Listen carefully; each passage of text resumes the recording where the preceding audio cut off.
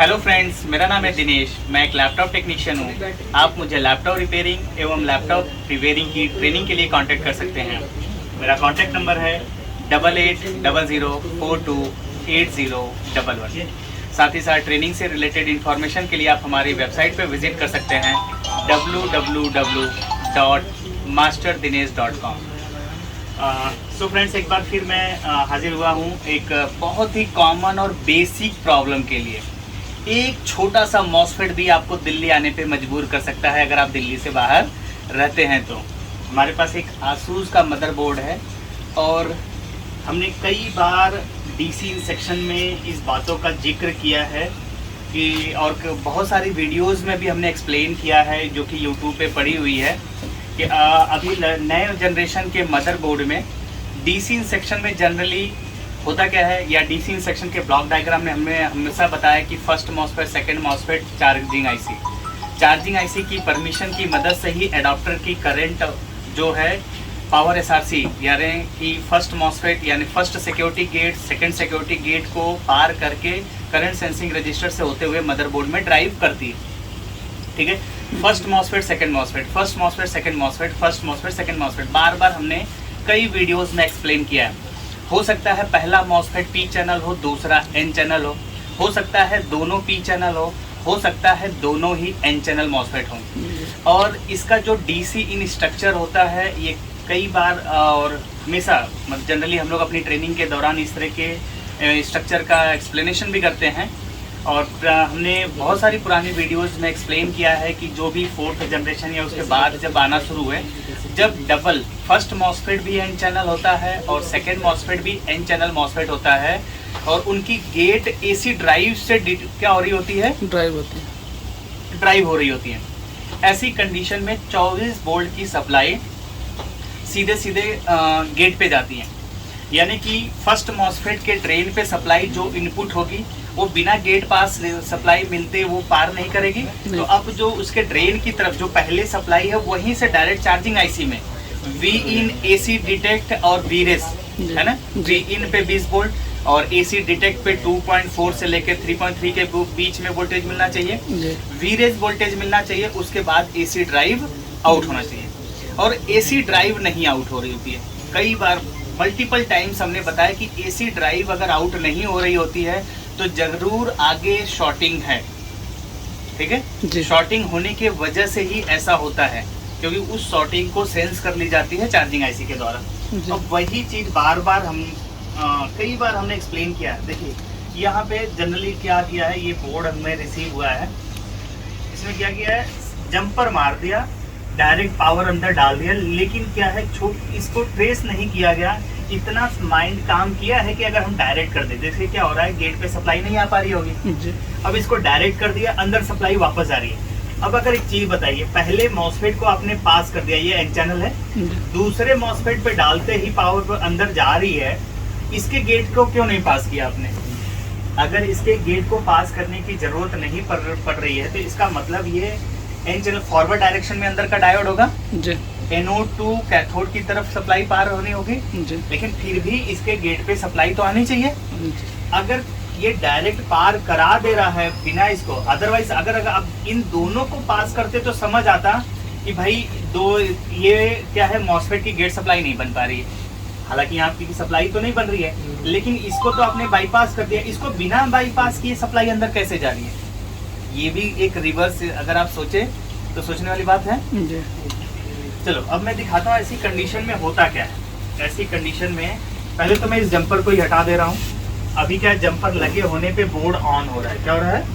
Board on हो रहा होता है, लेकिन चार्जिंग से रिलेटेड इशू आएगा। इससे रिलेटेड चार्जिंग से, हाँ, तो पहले तो हम इस जंपर को हटाते हैं। ठीक है,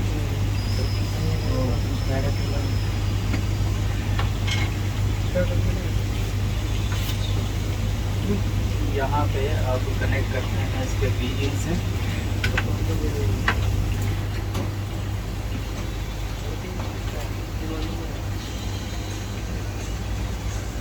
देखिए वी इन से कनेक्ट किया, डीसी पावर सप्लाई पे कोई लोड नहीं दिखा रहा है, इसका मतलब ये है कि पावर अंदर जा नहीं रही है। चलिए एक बार हम चेक करते हैं फिर क्या कंडीशन है। ड्रेन पे वोल्टेज आ रही है, सोर्स पे वोल्टेज नहीं आ रही है। सोर्स पे वोल्टेज नहीं आ रही है, क्यों नहीं आ रही? क्योंकि गेट पे वोल्टेज नहीं है। गेट पे एन चैनल मॉसफेट है तो गेट पे सप्लाई क्यों नहीं चाहिए? लगभग 24 से 28 वोल्ट जी। और ये इसका स्कीमेटिक हमने खोल रखा है, देखें, ठीक है। अब इसके स्कीमेटिक अगर आप देख रहे हैं,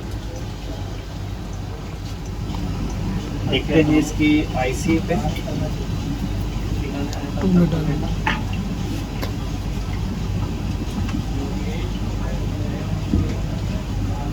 ये इसकी आईसी है।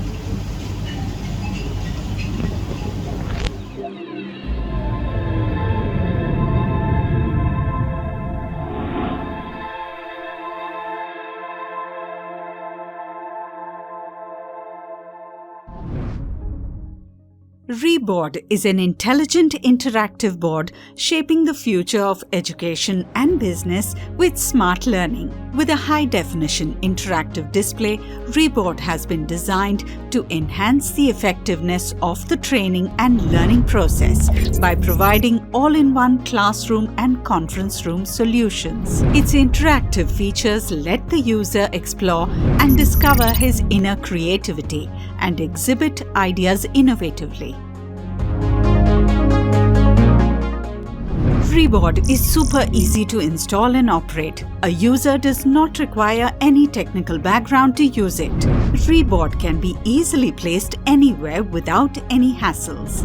With this smart board, classrooms need not have blackboards, projectors, and computers. The revolutionary board focuses on delivering the best in-class features to help educators, students, and working professionals enhance their instructional delivery and learning. The all-in-one interactive board allows users to write and play videos simultaneously in the same frame.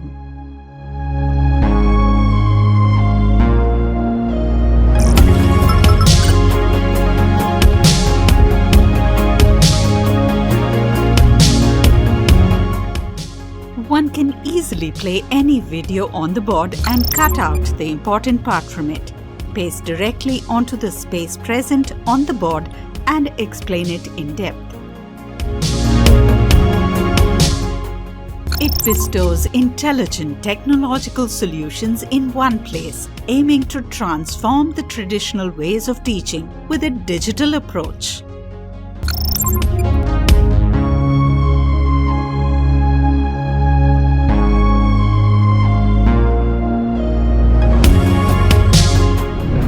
Available in different sizes including 65 inches, 75 inches, 86 inches and 98 inches. ReBoard has a boundless canvas, enabling content creation and subsequent dissemination to participants.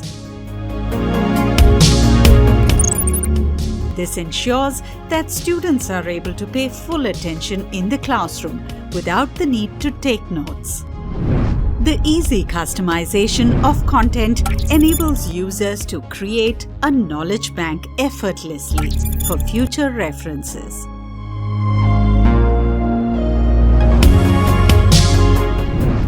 ReBoard facilitates the transfer of content files to the recipient using multiple data formats, including PDF, PPT, Excel, PNG, JPEG, etc. Additionally, it provides access to all MS Office applications to easily organize and store the content. High-speed Wi-Fi connectivity makes it easy for the instructor to explain and manage internet-based information. Designed with a screen-to-body ratio of 90%, the immersive display enables the students to concentrate more on the content.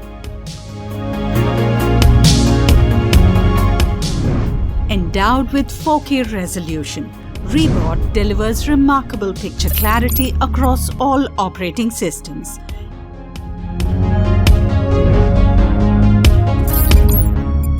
Its reduced thickness, along with a responsive touch, creates a smooth touch experience and makes the user feel like he is writing on paper.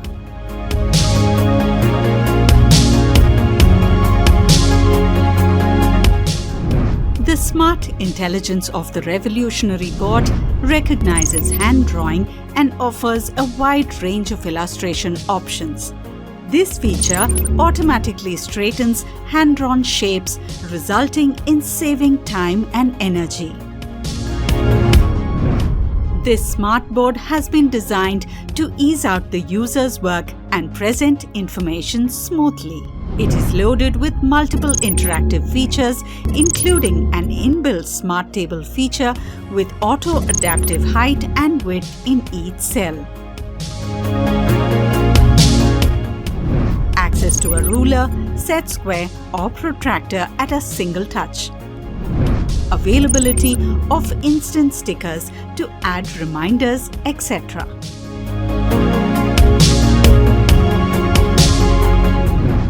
Easy search and drag feature allows users to search the content written on whiteboard and drag images from the browser onto the board.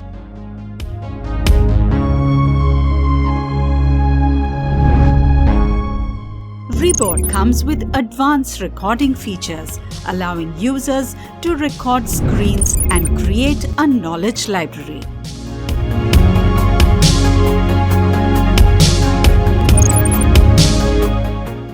Users can also record lectures by connecting an external camera to capture live teaching classes and easily play the recordings on the board.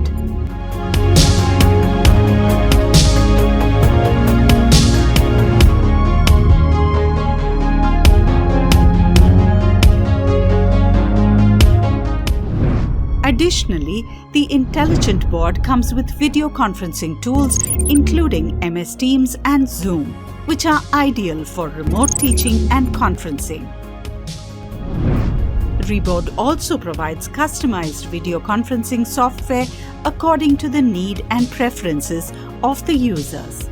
Reboard's video conferencing tool also equips users with the feature of sharing multiple screens. This feature enables different users to share their respective screens simultaneously. To safeguard data privacy, Reboard is incorporated with an encryption system that allows the user to set lock screen passwords and prevent any unauthorized login. The interactive board is well equipped with an uninterrupted power supply. The solar power backup option with a 500-watt inverter, charge controller, batteries, and other safety devices ensures a smooth and constant supply of power throughout.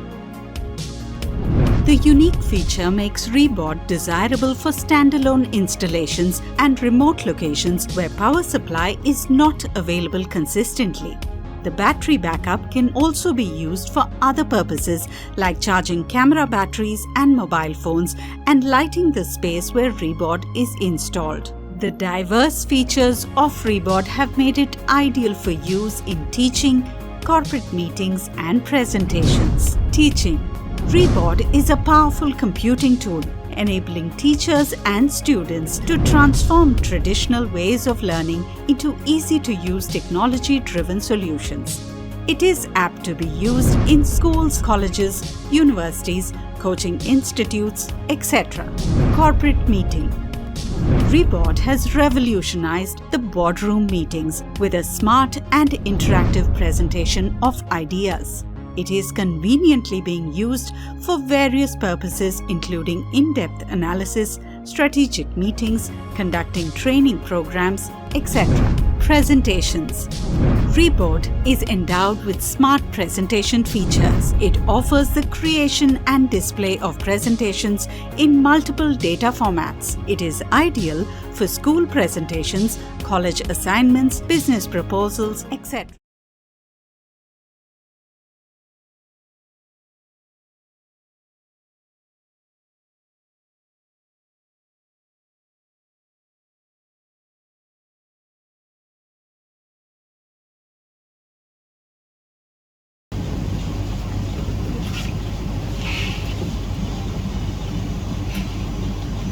क्या IC क्यों इन मिल रही है? इसका है 28 number pin. वैसे ये current बड़ा वाला रजिस्टर 10 ओम का, यहाँ से आपका एक सेकंड, ये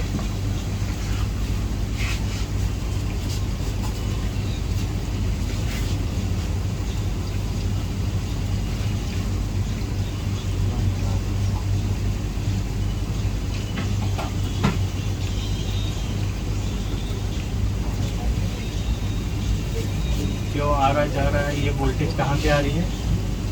की charging VCC।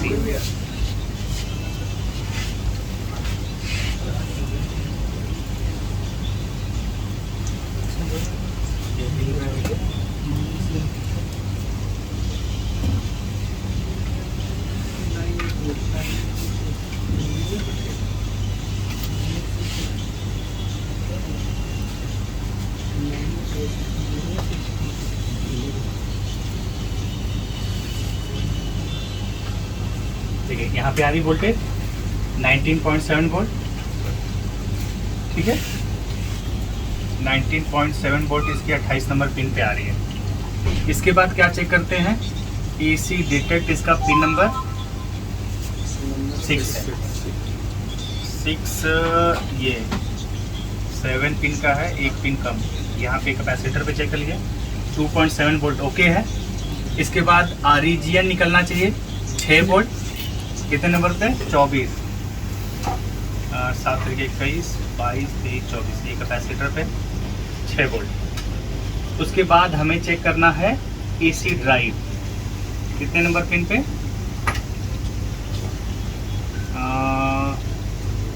4 number. 4 number pin पे 1, 2, 3, 4 नंबर। यहाँ पे हमने थोड़ा सा स्क्रैच कर दिया है, चेक करेंगे। यहाँ कोई वोल्टेज नहीं आ रही, ठीक है।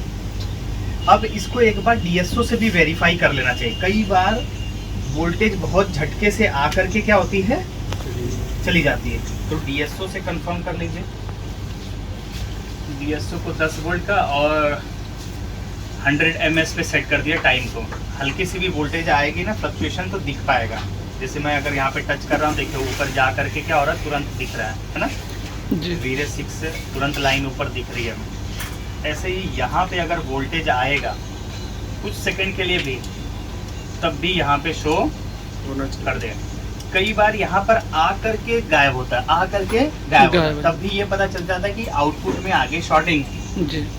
अगर यहाँ पे अभी नहीं आ रहा, फिर भी इसका कई ये क्लियर करना होता है कि आउटपुट पहले देख लो कि शॉर्टिंग तो नहीं है जी, ठीक है।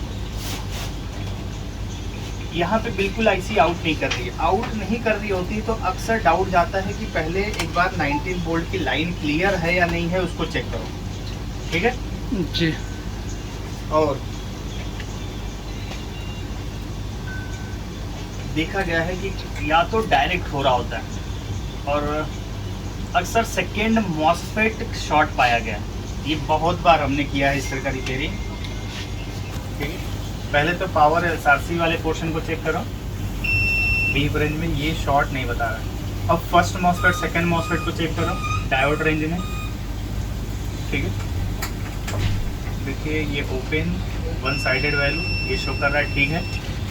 और ये 004 दिखा रहा है, और इधर से देख रहे हैं 004, यानी कि ये डायरेक्ट शॉर्ट हो गया। क्या हो गया? शॉर्ट हो गया। यही रीजन था कि आप केवल जंपर यहाँ से यहाँ मार रहे थे, उसके बाद ये तो शॉर्ट हो गया है जी। शॉर्ट हो गया है तो सप्लाई अंदर बोर्ड में चली जा रही थी, बोर्ड ऑन हो रहा था लेकिन चार्जिंग नहीं हो रहा था। ये अगर आपको जंपर यहाँ से यहाँ मारना पड़ता तो इसका मतलब ये भी शॉर्ट नहीं था। अगर ये शॉर्ट नहीं होता तो जंपर आप अगर मारते भी किसी कारणवश तो यहाँ मारना पड़ता जी। लेकिन इसको देखते ही कि जंपर यहाँ से यहीं मारा है, फिर भी पावर अंदर जा रही, इसका मतलब है कि ये मॉसफेट डायरेक्ट है, शॉर्ट है ना। गेट सप्लाई बिना लिए कंडक्ट कैसे कर रहा है ये, शॉर्ट हो, ठीक है।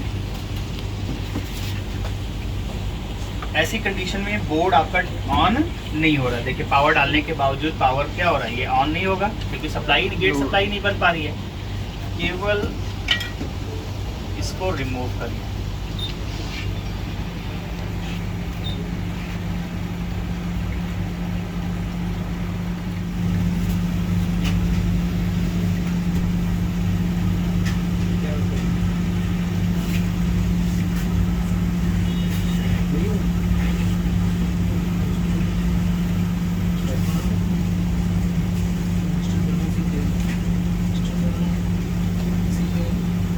हमारे पास बहुत सारे मॉसफेट निकाल के रखे हुए हैं यहाँ पर।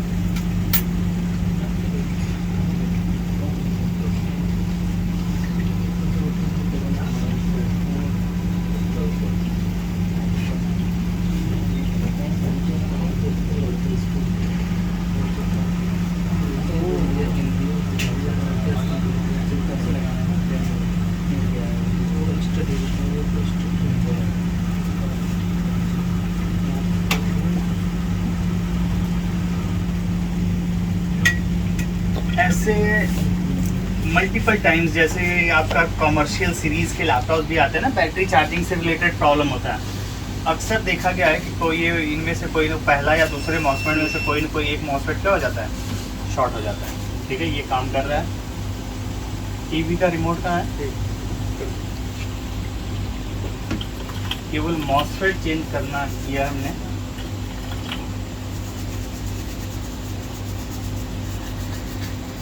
और बार बार हम अपने स्टूडेंट से या व्यूअर से बोलते हैं कि आप कभी भी बोर्ड अगर आप रिपेयरिंग के लिए अटेम्प्ट करते हैं ना, तो बड़ी प्रॉब्लम के बारे में ना सोचें। हमेशा ये सोचा जाता है कि कुछ ना कुछ छोटी सी प्रॉब्लम होगी और वो रिजॉल्व हो जाएगी। जी। पहले ही बड़ी प्रॉब्लम एज्यूम कर लेंगे तो रिपेयर ही नहीं होगा।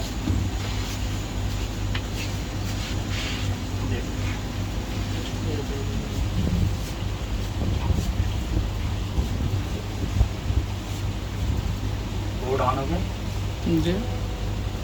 ठीक है जी। सो इसी वीडियो के माध्यम से एक बात और बताना चाहूँगा कि हमारा नया बैच भी ट्रेनिंग से रिलेटेड स्टार्ट हो रहा है अगस्त में। जिसे भी ऑफलाइन के लिए एनरोल करना है, सीट अभी रजिस्ट्रेशन ओपन है, एडमिशन्स ओपन है। ऑनलाइन ऑफलाइन दोनों ही क्लासेस स्टार्ट होंगे।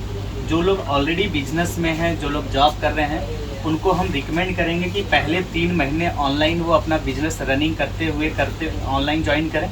ऑनलाइन ट्रेनिंग प्रोग्राम पूरा कंप्लीट करें हम लोग की गाइडेंस में।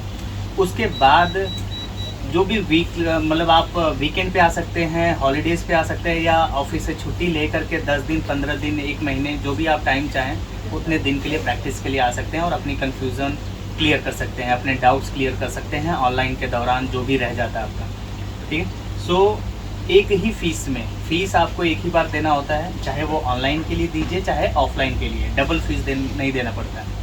ठीक है, ऑनलाइन फीस देते हैं तब भी ऑफलाइन के लिए एलिजिबल है, और ऑफलाइन अगर आप ट्रेनिंग कंप्लीट करते हैं तो उसके बाद ऑनलाइन भी एलिजिबल है। ओवरऑल कोर्स नहीं करा रहे हैं हम लोग। हमने बार बार बोला है कि कोर्स कराने पे फोकस नहीं है, लैपटॉप रिपेयरिंग सिखाने पे फोकस है। ठीक, thank you once again, thank you for watching my video. Have a nice day.